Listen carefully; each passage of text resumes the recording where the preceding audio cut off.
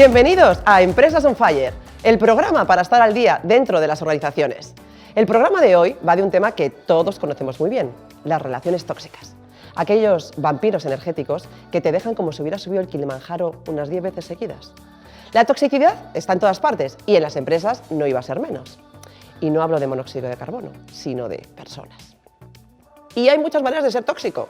En general, lo que caracteriza a las personas tóxicas es que crean conflictos sin ir a cuento, o que en vez de darte energía te la absorben. ¿Os suena, verdad? Y las personas tóxicas no llevan un distintivo que se las identifique como tal, no, ni son verdes con manchas negras. Así que no siempre es fácil identificarlas. Lo primero que tenemos que hacer es empezar a observar nuestro entorno. ¿Qué tipo de personas son las que tenemos a nuestro lado? Pero no solo en el trabajo, en general. Y darse cuenta de cómo son esas relaciones.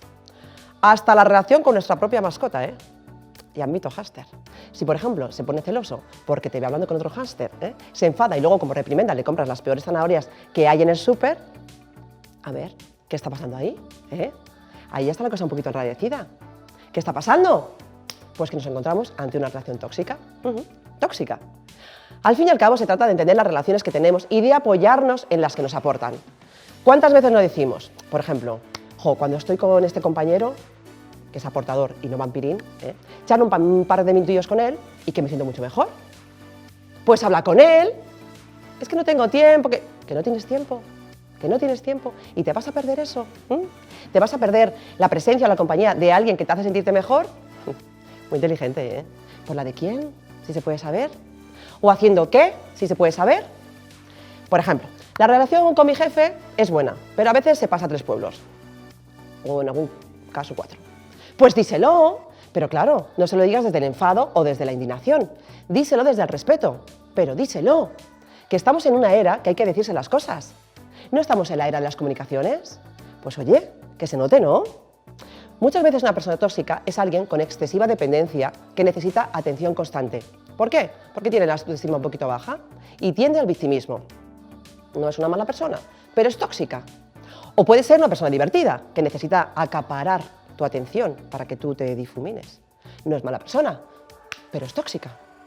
En todo caso, la solución siempre es tratar de revertir la toxicidad, porque de lo contrario, lo único que nos queda es poner tierra de por medio. En las empresas ese es el gran reto, transformar esta relación tóxica en algo productivo y en una motivación para quedarse en el empleo. Arrancamos hoy, muy on fire, con Relaciones Tóxicas 4.0.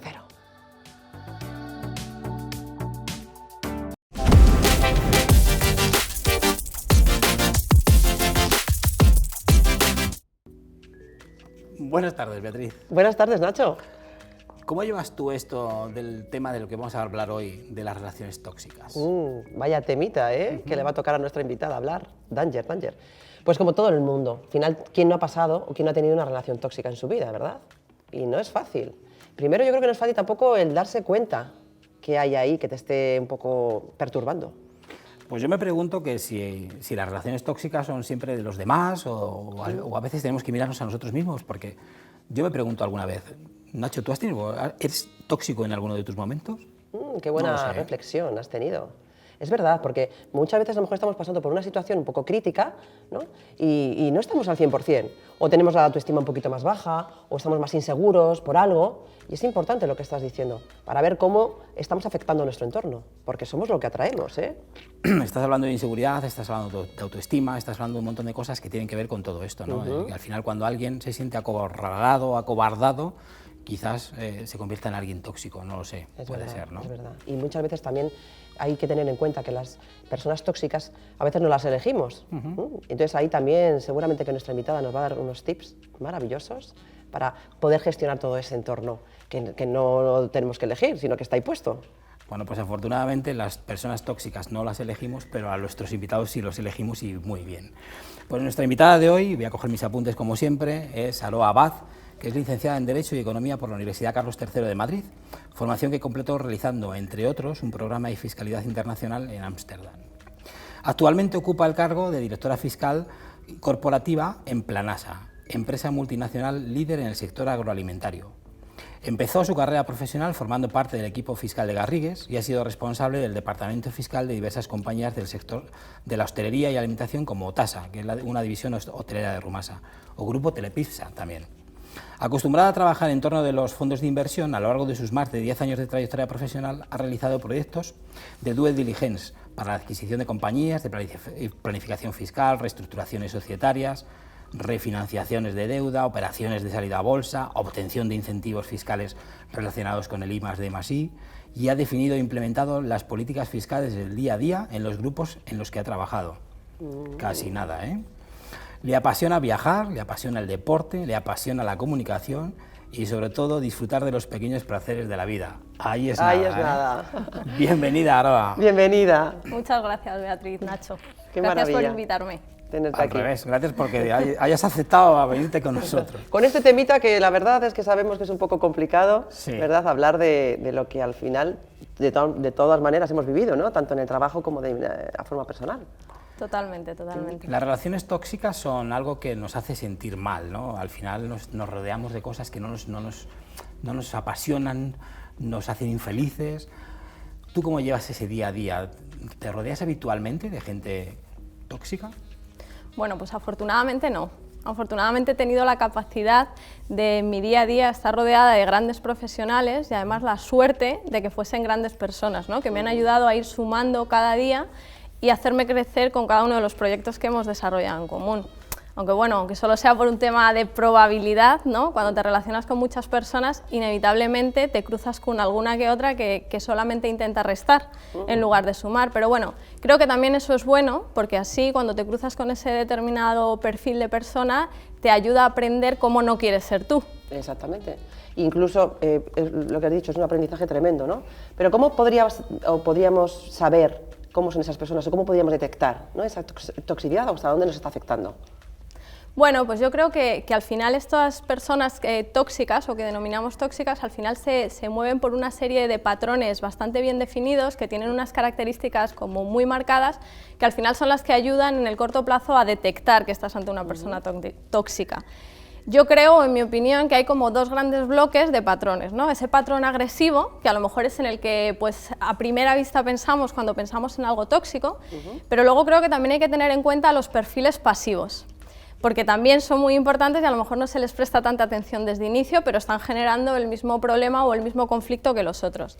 En mi opinión, estas características de las personas tóxicas agresivas, del patrón agresivo, pues son las típicas personas que son muy inseguras de sí mismas, que tienen miedo a quizás no estar a la altura de las exigencias que se les van a pedir en el entorno, y que tienen grandes problemas de socialización, ¿no? Entonces, con esas características, pues ellos intentan como maquillar un poco sus carencias a través de un diálogo verbal muy agresivo, con el que pretenden intimidar a la otra persona y hacerla parecer más débil, y también generando como cierto miedo en su entorno, porque de esa manera ellos creen que están como protegidos porque la gente no se les acerca y tienen una sensación de que están por ello controlando la situación.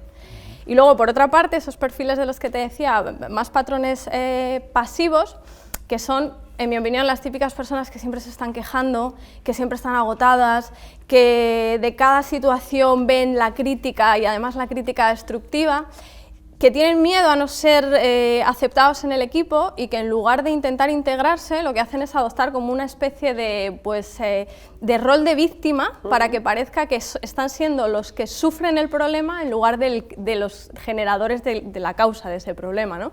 Es verdad. Eso tiene que ver, Aroa, con los recelos, las envidias, los celos, ya no los recelos, también que los celos en estos entornos multinacionales en los que tú trabajas, en los que tú te mueves.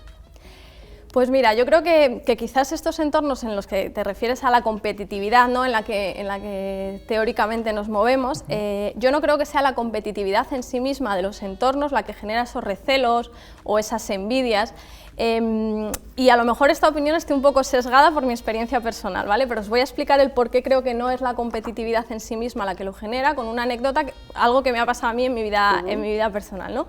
Cuando yo acabé la carrera en junio, y ya en junio sabía que en septiembre me iba a incorporar a trabajar a Garrigues, ¿no? Entonces, bueno, después de pasarme pues uno de los mejores veranos de mi vida, digamos que acumulando experiencias personales súper enriquecedoras, pues en septiembre empecé a trabajar en Garrigues. Y bueno, Garrigues, pero lo hace Garrigues, pero lo hacen todas estas firmas así grandes, ¿no? Hacen un programa de onboarding para sus nuevas incorporaciones. Y en mi caso concreto me tocó irme a Sevilla 2 semanas a un hotel, pues con el resto de mis compañeros, éramos 50 o 60 los que nos incorporábamos, ¿no? Por la mañana teníamos clases de contabilidad y por la tarde teníamos clases del área de especialización al que tú te fueses a incorporar. Yo, por ejemplo, pues fiscal, ¿no? Además, cada día nos hacían una especie de pruebas y evaluaciones para al final hacernos unas calificaciones, unos exámenes con nuestras notas.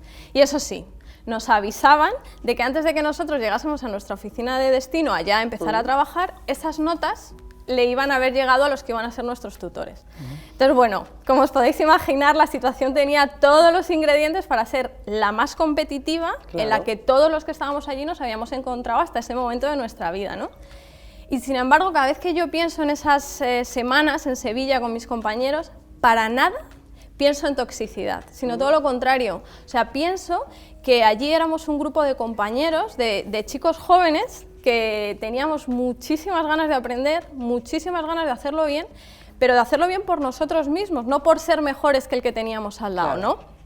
Y al final eso es lo que me hace pensar que no es la competitividad en sí misma la que genera esos recelos, sino que somos las propias personas las que nos empeñamos en generar ciertas conductas en nosotros y en nuestro entorno que producen ese recelo, esas tensiones, ¿no? Porque al final es que la situación es la que es y el cómo te la tomas o el cómo la afrontas solo depende de ti mismo. Está claro, la reacción que tenemos ante algo, ¿verdad? Eso es. Pero bueno, has hablado también de que has tenido la suerte de convivir, ¿no?, con esos compañeros que más o menos estabais al mismo nivel, quizá de inteligencia emocional, ¿no? Porque estamos hablando también de cómo gestionamos todo eso a través de nuestras emociones, a través de nuestras conductas. Entonces, para crear ese buen ambiente, porque al final estamos hablando de, sois, en el caso que has puesto, muchas personas creando algo y el ambiente viene por ahí. ¿Qué es fundamental? Has dicho aprendizaje, has dicho, bueno, pero ¿qué nos podéis aportar, ¿no?, para crear ese buen ambiente laboral? Bueno, pues yo creo que quizás una serie de tips para poder generar ese buen ambiente laboral en las organizaciones, en mi opinión, es la comunicación positiva. Es decir, al final tienes que comunicarte de una manera directa, de una manera clara con todo el equipo. Obviamente también creo que ayuda mucho el tener muy bien definidos qué rol tiene cada persona dentro del equipo, dentro de la organización, para que así todos se sientan seguros de qué es lo que se espera de ellos y a dónde tienen que llegar, ¿no?, para que no se sientan inseguros o en muchas ocasiones probablemente prescindibles, que es lo que les puede generar el miedo. Y por supuesto empoderando a los equipos. Yo creo que empoderar al equipo para que tenga cierta autonomía y sea capaz de sentirse importante y generar valor y además sentirse realizado, pues al final eso es lo que hace que ellos sean capaces de ir tejiendo de una manera completamente autónoma y además como muy fluida esas relaciones sanas dentro de las compañías. Claro que sí, yo creo que al final has dicho algo que es transversal también, que es la comunicación.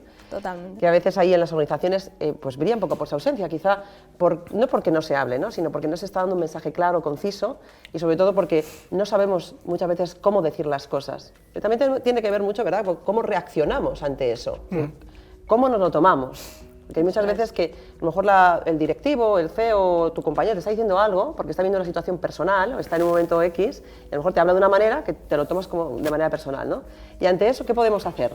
Ante ese tipo de reacciones que hay que controlar de alguna manera para que no se convierta en una relación tóxica quizá, ¿no?, o que la relación vaya a peor. Pues yo creo que quizás una buena forma de fomentar esas relaciones positivas en la compañía sea a través de la comunicación, ¿no? Y también definiendo los roles que cada empleado o que cada persona tiene dentro del equipo, porque de esa manera, si cada uno sabe lo que tiene que hacer y lo que la compañía está esperando de él, pues podrá gestionarlo de una manera más positiva.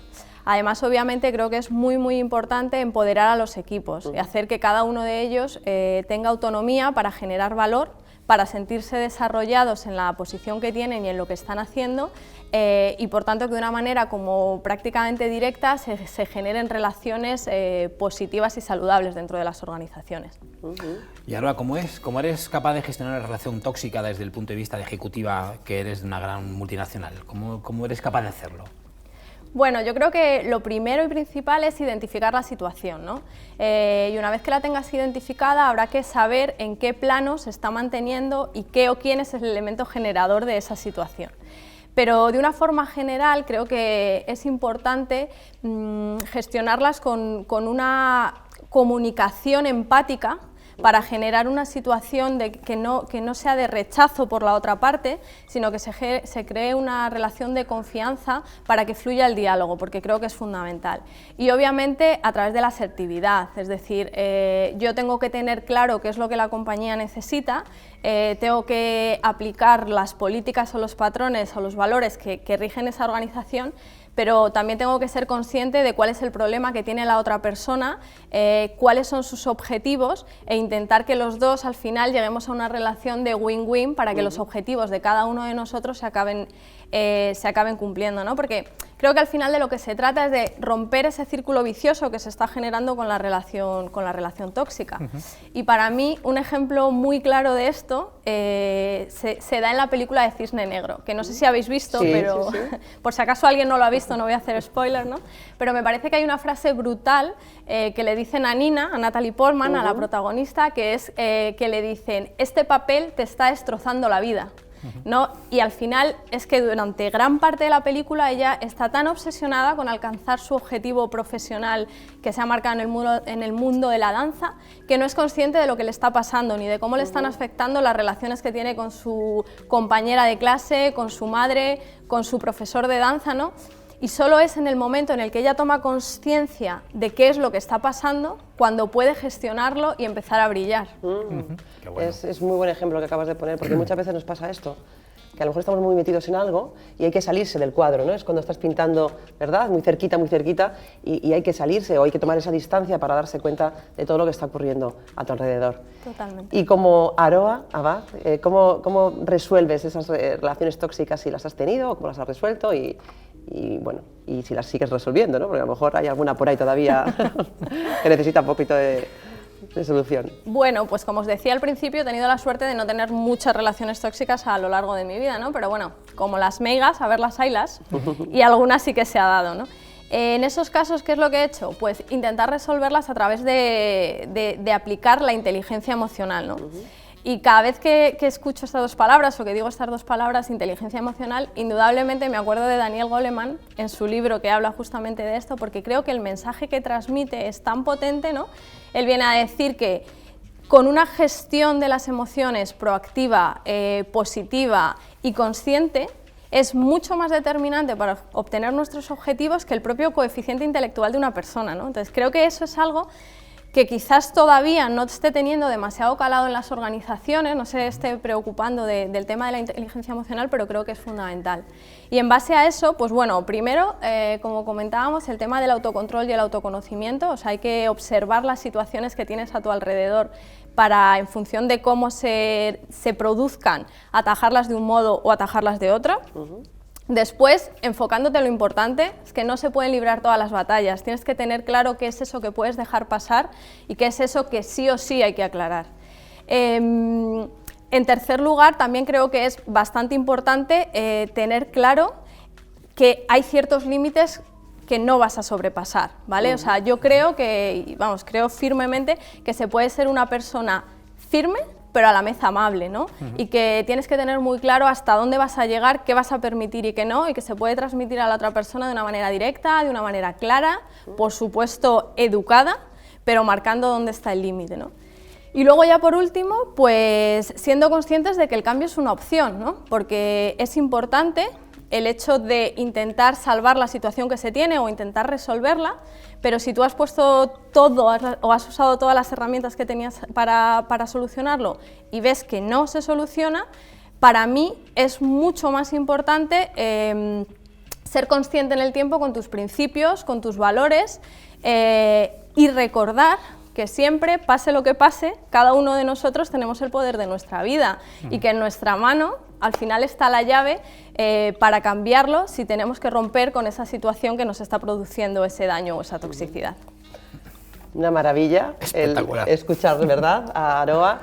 Y yo creo que nos quedamos con esa llave que tenemos todos para crear lo que queramos y para realmente mejorar, sobre todo en estas relaciones, y crear un buen ambiente en todos los sentidos.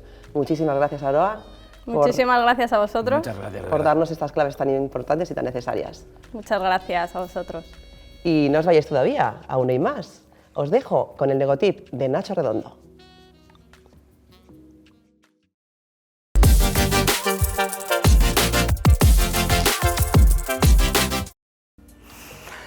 Hemos visto en el día de hoy que lo de las relaciones tóxicas es un tema recurrente y que además se dan en cualquier contexto. Compañeros, parejas, amigos, padres, hijos, hermanos. No se salva nadie, ni por edad, ni por cultura, ni por nada de nada. En general, las relaciones tóxicas pueden definirse como relaciones en las que ambas partes son incapaces de lograr un trato de igual a igual. Una relación se vuelve tóxica en el momento en que una de las partes se aprovecha de la otra, cuando aparentemente solo uno de los dos obtiene un beneficio. Cuando en un equipo alguien muestra inseguridad que puede bloquear al trabajo del resto, habrá que hacer lo posible para sacarle del equipo. Y si alguien experimenta desacuerdo con ataques continuos, descalificativos y agresiones verbales, debemos salir inmediatamente de esa conversación. El ser humano suele responder ante una amenaza con un ataque o una huida, porque a nadie le gusta que le insulten o no ser escuchado. Pero nosotros vamos a utilizar la asertividad para hacer ver al de enfrente que otra manera es posible. Y para llegar a eso lo que debemos saber es que el cambio en las relaciones empieza una vez más por nosotros mismos.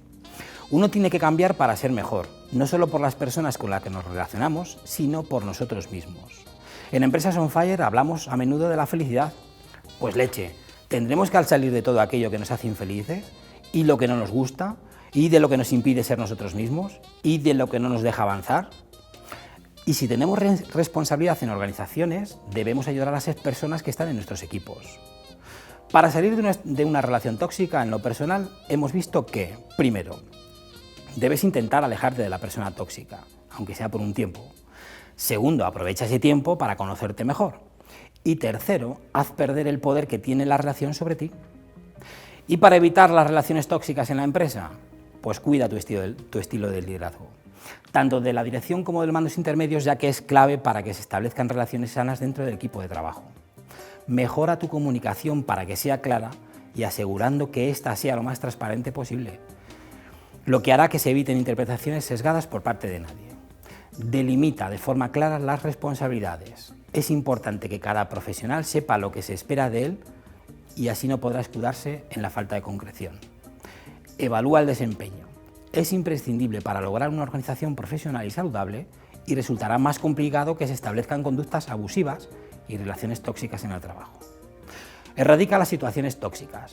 Antes de que se enquisten y se conviertan en un auténtico problema, interven principalmente con la persona que ejerce esa situación de poder. No seamos como el lapicero que dice al sacapuntas: esta relación va a acabar conmigo. Y hasta aquí el programa de hoy. Os esperamos en el siguiente programa con más corazón y más Fire. Mientras tanto, hagamos que la vida en las empresas merezca la alegría.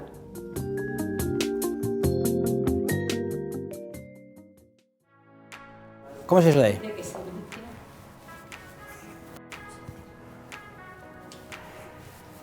muy difícil. ¿Así va bien? ¿Estás cómoda ahí? Sí. ¿Seguro? Sí, súper natural. Bienvenidos a Empresas on Fire.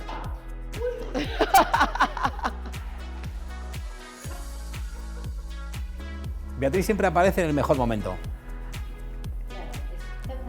Revertir la toxicidad, porque al contrario, lo único que nos queda es poner tierra por medio. En las empresas ese es el gran reto. En Vigo, es verdad. Yo puedo hablar en todos los dialectos,